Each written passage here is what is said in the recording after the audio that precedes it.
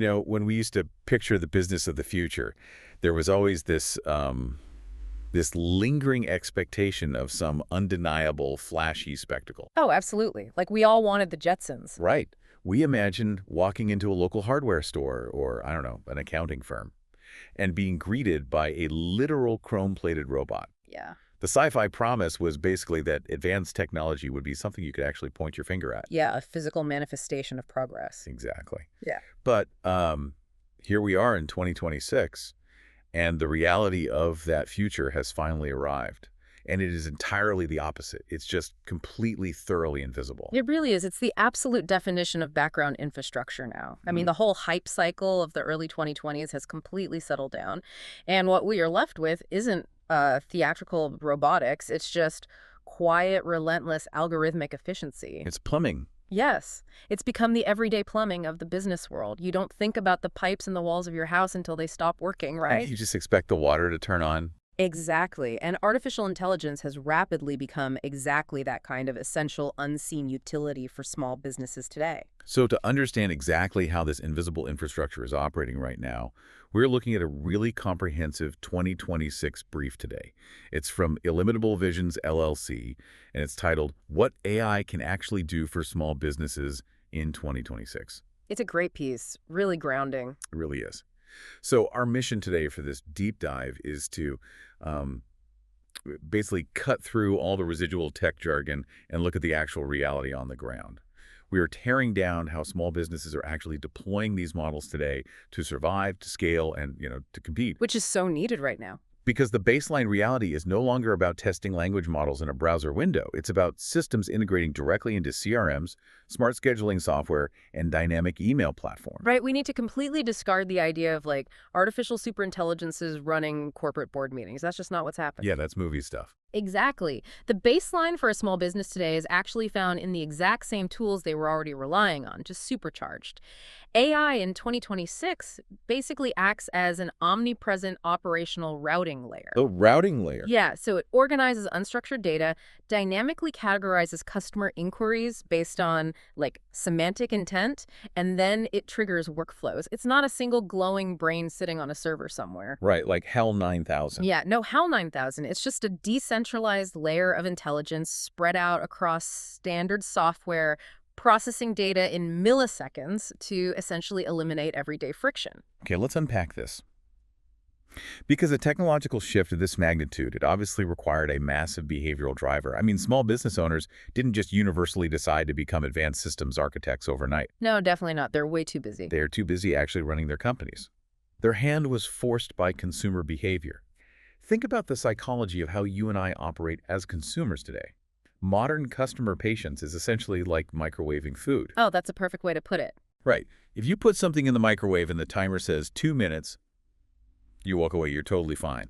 But if you stand there watching it and it takes 3 minutes, you are aggressively tapping your foot, just so annoyed that you have to wait an entire 60 extra seconds. Yeah, it feels like an eternity. Our tolerance for delay hasn't just shrunk, it's practically evaporated. We want instant resolution. What's fascinating here is the fundamental shift in how business owners are now forced to calculate the cost of their own operations. I mean, Well, historically, a small business might view missed after-hours calls or a slightly delayed email response as just, the normal friction of doing business. You can't pay a human receptionist to sit at a desk 24 hours a day. yeah, that would bankrupt a local plumber. Exactly. But the Illimitable Visions article points out this profound hidden cost of later. Small businesses in 2026 are not rushing to deploy AI primarily to cut costs or save time. They're actually deploying it to protect revenue. Wow, because they're bleeding leads. Deleting them. The source material highlights this perfectly with what they call the 6-hour wait. Like, if a potential lead lands on a website, submits a contact form requesting a quote, and is forced to wait 6 hours for a human to get into the office and respond. The transaction is already dead. It's completely dead.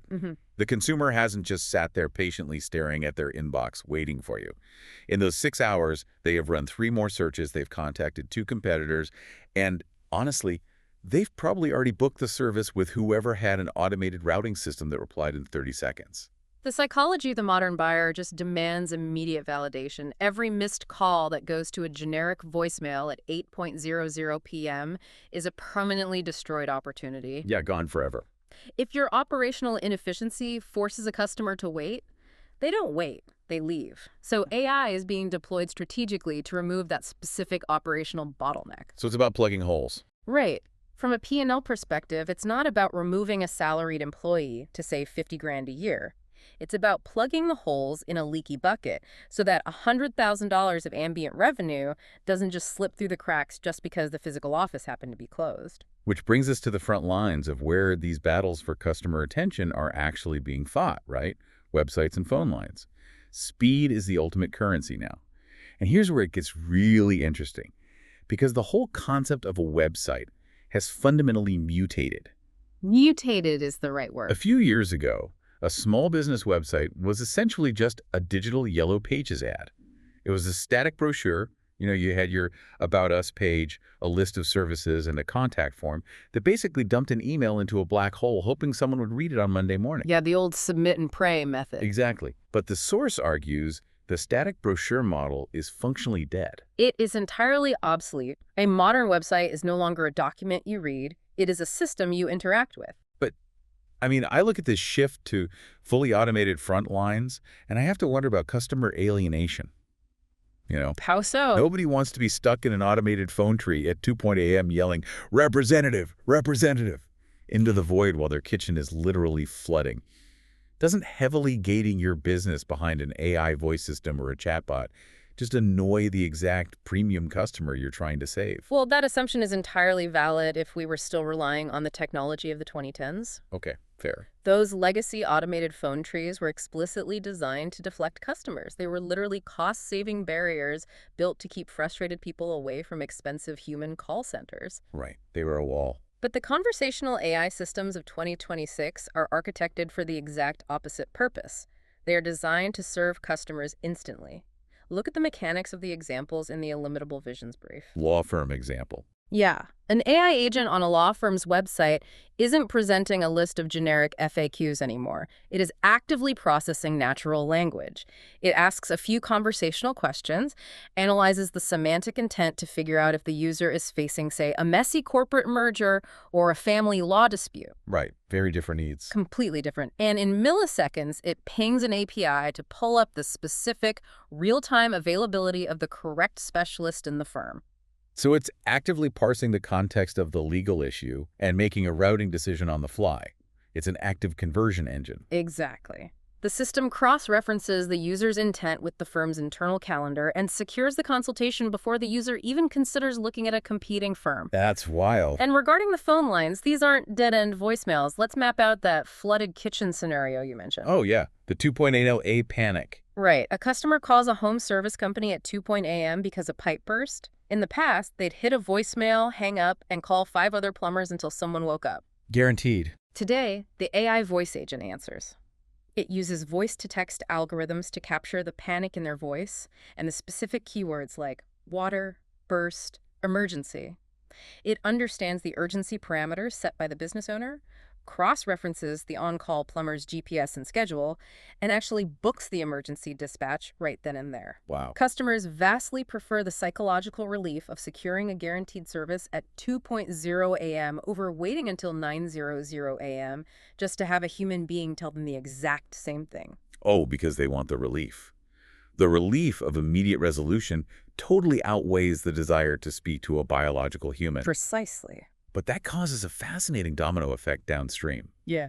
Because if this invisible infrastructure is successfully capturing all these leads that used to slip away and it's suddenly booking all these high-value appointments in the middle of the night, well, the business operations completely choke. Oh, they bottleneck instantly. Right. You've essentially widened the front door, but the hallways inside the house are still the exact same size. They have a massive throughput problem with the same limited staff. The bottleneck simply shifts from lead acquisition to operational fulfillment. If you triple your inbound appointments without tripling your administrative headcount, traditional systems just break down. Yeah, the Illimitable Visions brief provides some incredibly tactical use cases for how different industries are surviving this exact throughput challenge. It's not just about answering the phone. No, it's end-to-end. Like real estate professionals, they are using AI agents to actively qualify prospects via text message, parsing their responses about mortgage pre-approval, budget parameters, timelines, before ever sending a link to schedule a physical showing. Which saves hours of driving around for the wrong client. Exactly. And coaches and consultants are running entirely automated onboarding pipelines. A new client signs up, and the system dynamically generates their customized intake forms, provisions their software accounts, drips them personalized prep material based on their specific industry, all without the consultant clicking a single button. And the content bottleneck is perhaps the most glaring example of this throughput challenge. Oh, for sure. Marketing. Small brands have to maintain an immense digital footprint to stay visible, which traditionally required just a massive amount of human hours. The marketing application is staggering. The brief highlights how these AI systems are plugged directly into a company's internal databases. And, the best way I can visualize this isn't the old cliche of a hyperactive intern anymore. No, that analogy is dated. Right, it's more like a city's traffic grid. Yeah. The AI doesn't drive the cars. The human talent still provides the actual service and the core ideas, but the AI seamlessly manages all the stoplights. I like that. It changes the lights so the humans never hit a red. It pulls data from previous successful campaigns. It drafts the social media content, structures the SEO blog outlines, and personalizes 1,000 different marketing emails simultaneously. But it's pulling from a controlled internal knowledge base so it doesn't hallucinate or, lose the company's specific brand voice. Right, it stays on brand. The human editor-in-chief just reviews the flow of traffic rather than manually painting the lines on the road. If we connect this to the bigger picture, what you are describing is the structural foundation of the hybrid operational model. The hybrid operational model. Yes, this is the core operating system for the businesses that are scaling aggressively in 2026. The critical distinction is that these companies are emphatically not using AI to replace their core talented employees. Which is what everyone was terrified of. Exactly. What they are doing instead is systematically offloading the repetitive, low-value administrative friction to the algorithm. They are letting the system manage the traffic lights, like you said, so their leaner, highly skilled human teams can focus entirely on high-value tasks. Well, we need to define high value here because it sounds a bit like corporate speak. Yeah. How does this actually change a company's P&L? Fair enough. High value means activities that require complex human judgment and directly close revenue. Think about a top-tier salesperson. If they aren't spending 3 hours a day manually typing out routine follow-up emails, logging data into Salesforce, and playing phone tag to schedule meetings, because the AI routing layer is handling that entire nurture sequence, they get those 3 hours back. That's huge. They can spend that time actually sitting across the table from highly qualified, high net worth clients, navigating complex negotiations. The business is able to process 3 times the volume of activity and close larger deals without scaling their administrative overhead at the exact same rate. That expands profit margins permanently. Permanently, yes. So what does this all mean for the fundamental nature of local commerce? I mean, if the AI is doing the initial greeting, the scheduling, the lead qualifying, the data entry, drafting the marketing emails, aren't we structurally engineering the soul at a small business? That is the fear, isn't it? Yeah. The entire value proposition of working with a boutique firm or a local contractor is the human connection. If you delegate all of your frontline communication to an algorithm, don't you lose the trust that built the business in the first place? It is the most vital strategic question a business owner can ask right now. And Illimitable Visions dedicates a significant portion of this brief explicitly to what AI structurally cannot replace. Okay, good. Because despite its capacity to parse data and route workflows, AI is fundamentally devoid of inherently human traits. It cannot replicate trust because it has no skin in the game. An algorithm doesn't suffer consequences. Sorry, it could go bankrupt. Exactly. It lacks emotional intelligence. It cannot provide true leadership during a crisis. It cannot build a genuine empathetic relationship. And it certainly lacks intuitive, strategic business judgment. Right, you can analyze past data to predict a trend, but it doesn't have a gut feeling. It can't walk into a boardroom, read the tension in the room, and completely change the pitch on the fly. Exactly. A conversational AI can effortlessly tell a prospect what a premium service costs and instantly draft the contract. But if that customer is making a massive high-stakes decision, like buying their first house or hiring a defense attorney or investing their life savings into a coaching program, they are experiencing acute anxiety. Terrifying amounts of anxiety. Right. They demand reassurance from a biological human being who understands the weight of that risk. AI can generate 1,000 technically perfect blog posts, but authentic, recognizable brand resonance still requires a distinctly human perspective and vulnerability. Yeah. Which brings us to the absolute golden rule from the source material. It is the dividing line between the businesses thriving with this technology and the ones actively destroying their own reputations. The dividing line being how they view the customer interaction itself. Precisely. Successful businesses are using AI to remove friction, not to remove humanity. The core mantra from the Illimitable Visions text is this: automate repetitive processes, humanize important experiences. Automate repetitive processes. Humanize important experiences.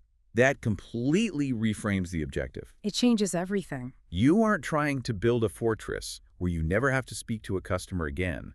You are building an infrastructure where you only talk to the customer when the context is highly emotional or highly valuable. And when you do finally have that conversation, you have all the time, patience, and energy in the world to give them an incredible experience. Because you aren't mentally exhausted from doing 4 hours of manual data entry beforehand. Yes. You use the machine to clear the brush so the human can walk down the path unimpeded. That is the exact dynamic. It elevates the human interaction by making it a premium focus, rather than an operational afterthought. But, understanding that you need to elevate the human experience doesn't actually tell a business owner how to wire these systems together without breaking their company. Very true. Ideas are easy, execution is hard. Right. If someone is listening right now and realizes they're bleeding revenue because of that 6-hour wait, where's the actual starting line? How do you implement this invisible infrastructure without tearing your operations apart? This raises an important question, and it directly highlights the single biggest implementation failure mentioned in the Illimitable Visions article. Which is?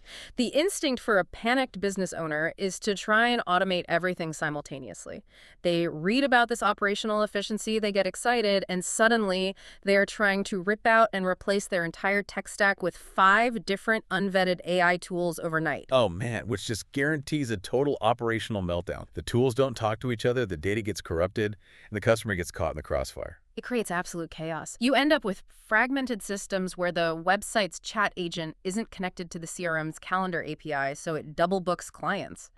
Marketing emails go out hallucinating product features because the language model wasn't properly grounded in the company's actual data. Yeah. The customer experience completely degrades.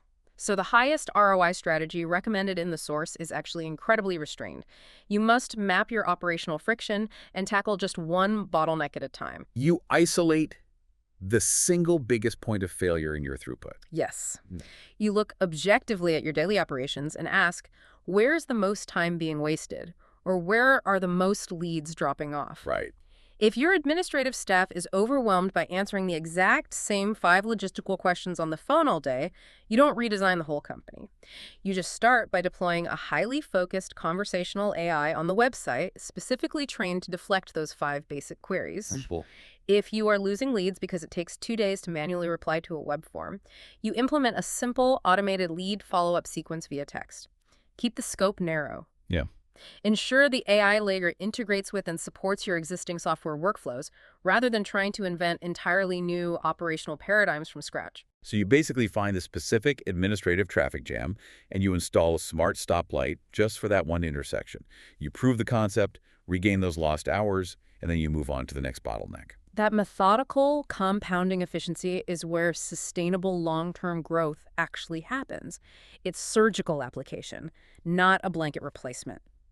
Synthesizing everything we've pulled from the Illimitable Visions brief today, the landscape of 2026 is just incredibly clear. This layer of artificial intelligence is simply no longer a luxury reserve for massive enterprise corporations with bottomless engineering budgets. Not at all. It has become the vital competitive advantage for the local small business.